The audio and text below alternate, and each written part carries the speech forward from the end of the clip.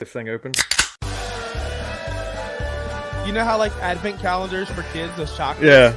Yeah. Yep. We got one. I'm like that with pumpkin pie. No, it's my first Marvel movie. Everyone's like, "Oh my god, you got to see a Marvel movie in theaters." So I'm like, "Okay, I'll go see Spider-Man." Maybe they should have been in there because I have some opinions on why Georgia is in the playoffs. They should not be in the playoffs. Oh my god! Why should Not they? you. They just lost.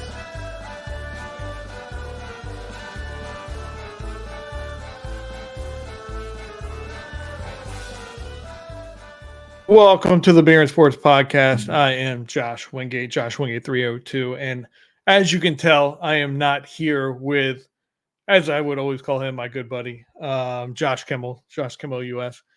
He is the type of person that will tell you that he has the greatest immune system and the greatest this and the greatest that. And this man is currently sick, not with the greatest immune system, not here currently because he is not feeling well. So we're going to lay into that a little bit here. But I will say I want to say the 3 years that we have podcasted on the Beer and Sports Podcast, this is the first time that I am doing this all by myself. So bear with me as we get through this. But the great thing about this is, and Hunter, I'm here. Ask Kimmel where he's at. Currently, he is on his sickness deathbed. He said he has never felt this bad, so I told him just feel better. I'll do it. What's up, Hunter? But yeah, we're doing it. Oh, he is here. Actually, not feeling bad. Using the Real Talk Wrestling, which has joined the network as we broke on the podcast last Monday.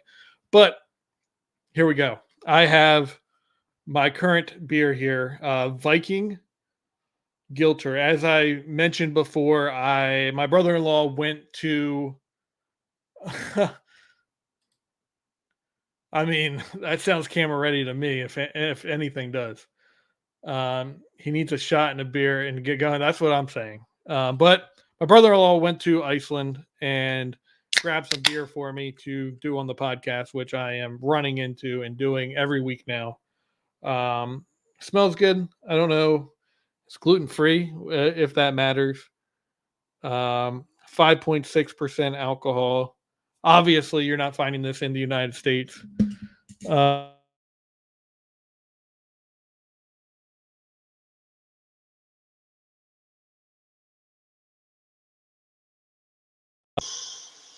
As my microphone gets unplugged, I hope everyone can hear me right now because this is not going the way I wanted it to. But let's give this a try. Well, that's actually pretty good. That is very good. Trying to think of what it reminds me of a beer, and I want to say, and I'm not a big fan of this beer. It's almost like a Blue Moon, but it's got more of a bite to it. I don't know. It's pretty good. It's got more flavor than a Blue Moon. It doesn't have that like nasty bitterness to it like a Blue Moon does. You don't need that orange. But this is really good. It's just a regular lager. I'm trying to read Nordic language over here as I don't know what half of this stuff says, but it is a lager. So yeah, this is good. Viking Gilter is extremely good. If you have a chance, go grab that. But what we're here for, I'm not plugging your shows, Kimmel. If you're not here, I'm not plugging them. Go get your elite immune system and feel better.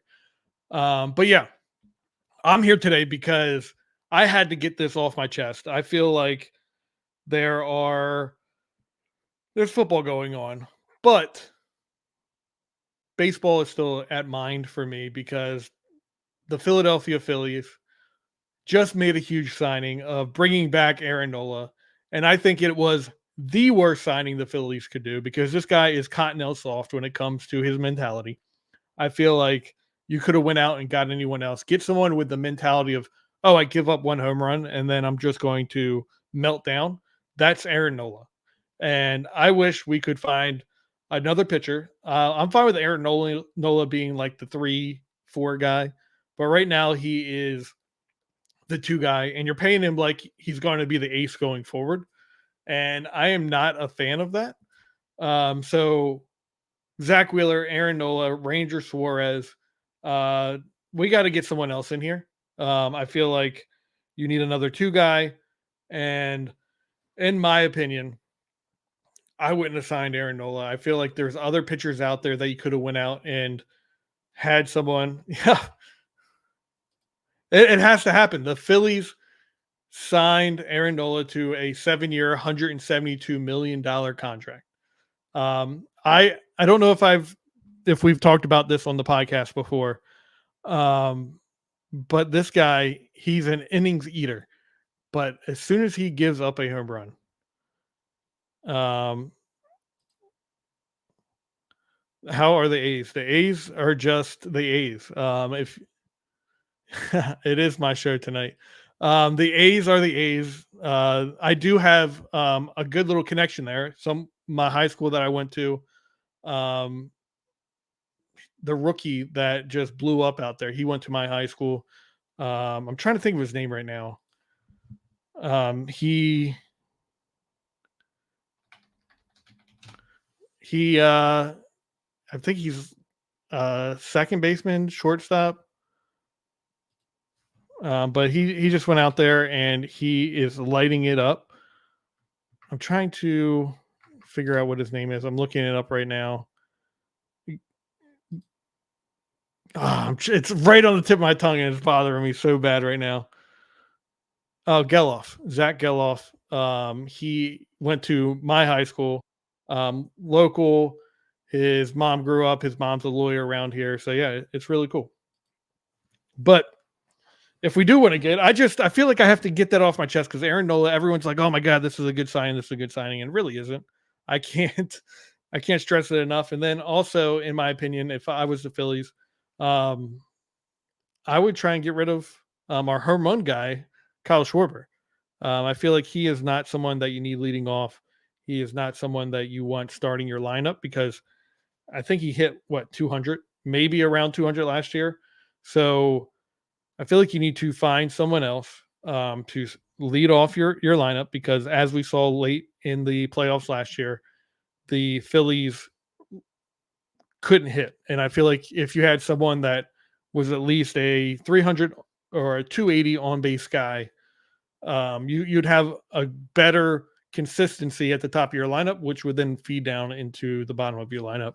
So that's my opinion on the Phillies. I feel like with the pitching, Aaron Nola, there's else out there. And then with the bat, I would figure out something with Aaron or Kyle Schwarber.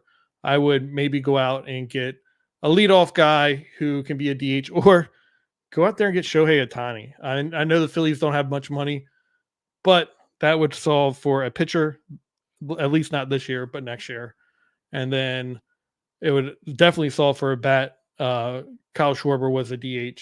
So that's my opinion on the Phillies. I just had to get that off my chest before moving forward. And I know what everyone is here to talk about is football. And normally on this show, we would talk about how Kimmel fell asleep last night during the football game, which was surprisingly a good game. I don't know who all watched that game, but it was surprisingly good, but bad at the same time. We had Josh Dobbs out there. And I don't know what's happened with him. If I was the Pittsburgh Steelers, I would be kicking myself so much right now because you're stuck with Kenny Pickett and you went away from Josh Dobbs very early, and Josh Dobbs has just been lighting up. Arizona Cardinals lighting up. Tennessee Titans last year lighting it up. He beat the Cowboys last year. And now going to the Minnesota Vikings, we don't know what's going to happen. Is he going to hit free agency or is the Vikings going to, we talked about this late on the show last week, is the Vikings going to sign him to a long-term deal or are they going to let him hit free agency? But he's looking good. They came up short last night against and I can't remember exact who they played. I feel like it was the Raiders, and I want to say it wasn't, but I'm pretty sure it was the Raiders last night. Let's pull that up. Yep. Or no, it's Denver. Good. So late last night, I mean, we have Russell Wilson, who's playing better this year than last year. He just isn't throwing the ball deep, and they're letting their playmakers do what they can. Obviously, the Broncos aren't good this year, but they're trying to build into it. They're trying to build up Russell Wilson's confidence. They can't get a run game going. Javonte Williams is not Javonte Williams as we saw him in North Carolina or his rookie year. Maybe the injury is still playing an effect to that. So we'll see where this team shakes up. Obviously, right now they're not a good team. They beat a Minnesota team that was supposed to be good. Kirk Cousins is going down, but ultimately Denver came away with that win. Came down to the last minute. It was just a good game in my opinion, but I really want to see the NFL take advantage of this.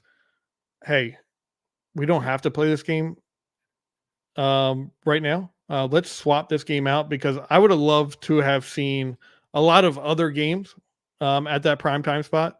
You could have given me Cleveland, Pittsburgh in that primetime spot. That would have been an amazing game.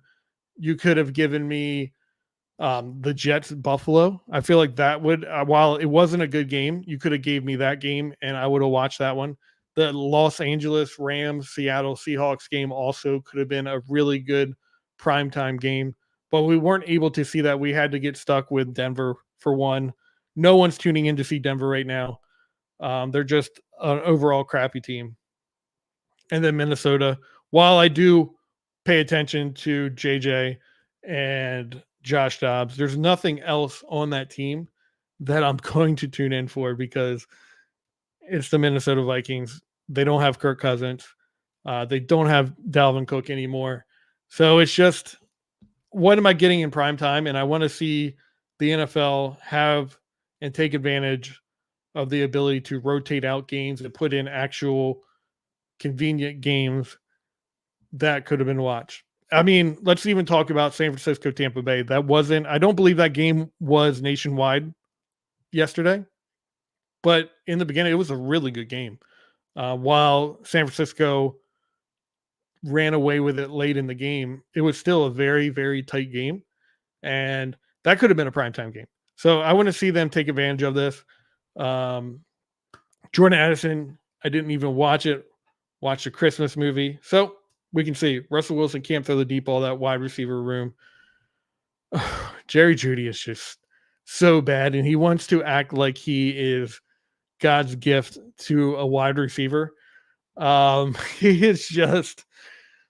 I don't know if you watched the play, and it actually worked. But when he caught the ball and he tried 5 yards down to throw it, or just pretend like he was going to throw it, I felt like that was just an ultimate, like, what are you thinking? Because if that didn't turn out and you fumbled or you just got wrecked on the play, why are you even trying to throw it 5 yards down the road or field?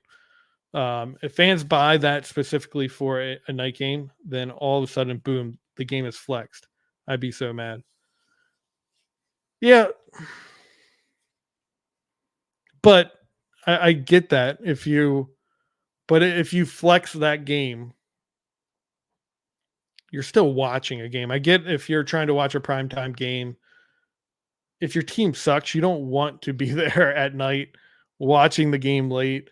You'd rather go home early.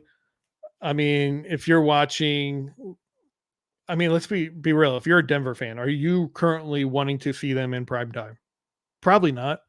I want to go to a 4 o'clock game. I want to go to a 1 o'clock game. I want to get the game over with rather than go ahead and watch these late games and then have to get out of traffic late and have to get home around 1 o'clock, depending on, because I don't know when the last time you went to a game. I just went to the Jets and Eagles game, and it took us 2.5 hours to get out of the parking lot after that game. It's obnoxious. So it's a holiday week. Some people have this week off. They might have this Monday off. They might want to get twisted out in Denver. Hey, maybe. But that gives you the nighttime to get out and get twisted.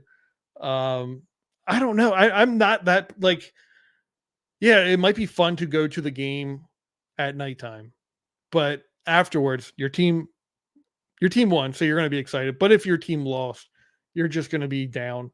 You're going to be not into it. I just don't. I wouldn't mind a flex. If I'm the Cowboys, if I'm going to a Cowboys game and it's late, it's a late game. I don't mind if it's going to get flexed if my team's trashy because I don't want to be there late, and that's just my opinion. You might be like, okay, prime time. I want to be there. Game's different, but I'm not going to go there if it's a late game, and I'm going to have to be 2.5 hours out of the parking lot and deal with all that crap. Not doing it. Sorry. I'd rather go to a 1 o'clock game because I'll be honest. If it's a primetime game, if it's an 8:30 game, I'm not going to tailgate.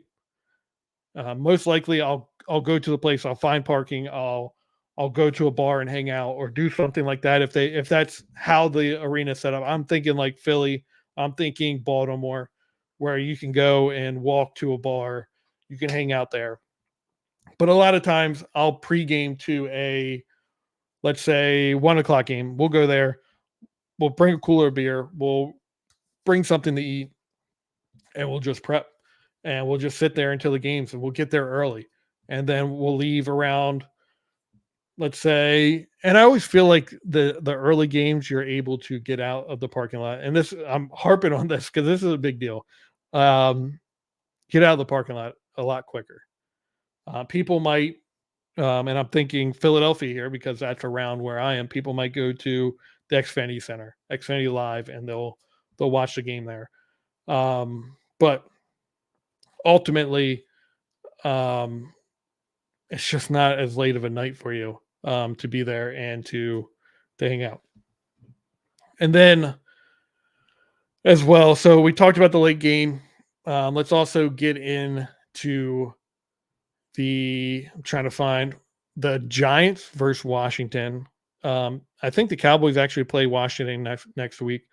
But what is going on? Like, is Washington just selling out until they can get a high draft pick, or they're trying to lose? Like, first of all, you traded Sweat, you traded Chase Young. Are you trying to get something because you know you're not going to get something back? But the Giants beat you. Sam Howell is one of the. I mean, he's lighting it up this year. He's doing pretty well. I when he was coming out, I was not optimistic about him. I felt like he overthrew a lot of footballs. He didn't read very well, but he's doing pretty well. I know the Giants have a pretty decent defense, and maybe they came off of the loss that they got embarrassed by Dallas from, and they wanted to prove themselves a little more. But I mean, let's be honest. Everyone expected Washington to go in there and win, and the Giants kind of handedly won this game. I don't know what happened, but they did handedly take a loss, and it's not a good thing for Washington to come into. They were at home and took a loss from the Giants. It was just an ugly, ugly loss. And also, I'm very disappointed in Kimmel for not being on the show because we always talk about Thanksgiving week. I was excited to talk about what's on the dinner table for Thanksgiving. I know for me personally, Kimmel and I always talk about pumpkin pie. You might have heard it on the intro of the video, but I'm excited for pumpkin pie. I'm throwing all over the place here. We're talking Giants. We talked about primetime game, but the most important thing going into today is talking about pumpkin pie. I know I'm going to get one. Kimmel already got his no sugar added pumpkin pie, which I don't know about you guys. I'm not into no sugar added pumpkin pie anything. If you're going to go in, go all in. Get the beer Get the get the beer. Mad Elf is out, by the way. I just noticed that. But get the pumpkin pie. Get the pie that you want, and don't do the no sugar added because Theraflu and vitamin C for me this year. You'll be fine by Thanksgiving. You'll be fine. You'll be getting your pumpkin pie, your turkey, your ham. But for me, the most important thing on the Thanksgiving table has to be the collard greens. If you can make good collard greens, I'm all in. That's my most important thing on Thanksgiving. Mashed potatoes are another one. Mac and cheese is another one. And I'm making all of that for our Thanksgiving dinner this week.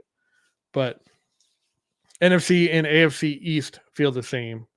They kind of do. I agree with that. At the bottom, they do. At the very bottom, they do because I don't know if I would agree with that. Now that I think about it, because you have Buffalo's just not been playing well this year. They're all over the place. The Jets are a team that is playing better than they should be right now, and I don't see that team currently in the NFC East or the AFC East, or from the AFC East. I don't see that team in the NFC East. You could kind of say that was Washington early on, but I just don't see that team. And then the Patriots is just the Patriots right now. Looks like Bill Belichick's going to get fired. There's talks of him going to Washington. So there is that AFC, NFC East connection there. But we have two of the top teams in the NFC East right now. In all the entire NFC, you have, first of all, I still feel like, and if you're talking about the Eagles being the top team in the NFC, you're crazy. I don't see it. They're just not a good team, and Dallas should have beat them on a couple weeks ago. They didn't, obviously, but I feel like in the rematch, Dallas will win. But San Francisco is the best team in the NFC. They went on that little slide. It felt like the Cowboys were their Super Bowl for the year. But I do feel like right now we're looking at 49ers are the top team. And then we got a little bit of a gap. And I want to say that the Cowboys and Eagles are about even. The Eagles secondary is trash. They have a really good defensive line. And they kind of their strengths and their weaknesses kind of play really well against each other. So the Cowboys' strength plays really well against the Eagles' weakness, and the Eagles' strength play really well against the Cowboys' weaknesses. So the Eagles have a top defensive line. The Eagles have a horrible secondary. Cowboys can't run the ball to save their lives. They even tried to run the ball last week against the Panthers, couldn't do it. While Tony Pollard got a touchdown, they force fed him the ball to get that touchdown, trying to get him to get into his groove, things like that. But Cowboys can't run the ball to save their lives right now. And that just, it plays into the Cowboys offense. And then at the same time, the Eagles just have a really well-rounded offense, and the Cowboys have a really well-rounded defense. So it's kind of like iron sharpening iron at this point between the Eagles offense and the Cowboys defense. And then the Cowboys just have to take advantage of the passing game to keep up. If I had to, and it could just be me as a fan, but after watching last week, and I feel like I'm fairly honest when it comes to the Cowboys and Eagles and all those situations, I feel like if I had to put my money on who would win come playoff time, I strongly believe the Cowboys have a better opportunity to win against that matchup. But I don't think the Cowboys can beat the 49ers. I feel like the 49ers are just too good right now. They're just the more dominant team, and especially with Chase Young on either side, with Bosa and Young, that's just a dangerous duo, and in addition to that already dangerous defense. So I'll be interested in to see how everything shakes up. I hope my team can come out on top and finally do something. But as we've talked about previously, Dak Prescott seems to not show up when um, the big games happen. It seems like he just freaks out and doesn't know what to do. So, unfortunately, um, if I had to, and right now thinking if I had to pick a NFC winner, it's going to be the 49ers.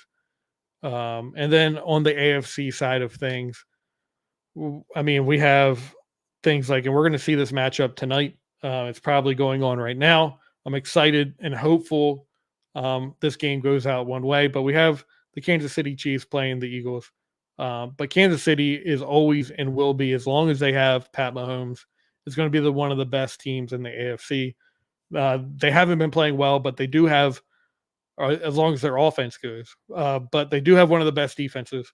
Their offense is shaky right now, but we could see them go either way. And obviously, Pat Mahomes, Travis Kelsey, this defense is going to do, or this offense is going to come around. It's just a matter of when, and it could just be they look um, awful. They look bad up until playoff time, and then once playoff time happens, it's that kind of a team where they're just going through the motions right now because I just can't wait to get to the playoffs. I can't wait to do this. And then once they finally go to the playoffs, it's go time. This is our time. This is our actual season. So let's go. So Kansas City is going to be one of the top teams. Miami is a top team. You can't say they're not. But Miami, and I know we're on a Miami Dolphins network, but Miami is a top team as well. And then we have trying to think of other teams that are Baltimore. Baltimore went against Cincinnati, with Cincinnati losing Joe Burrow. I think Cincinnati has fallen off. No longer have to worry about them. And I think this is a tight-knit competition. While in NFC you had 49ers, Cowboys, and Eagles, I don't think you have much of competition from there because Seattle is nothing. I don't think the Rams are anything. But in the AFC side of things, you have Kansas City, you have Baltimore, you have Cleveland.